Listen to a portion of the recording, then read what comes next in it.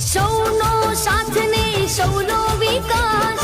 એકબીજા પર રાખી વિશ્વાસ, સૌ સાથે મળીને સજાવ્યું છે કે ગુજરાત અમે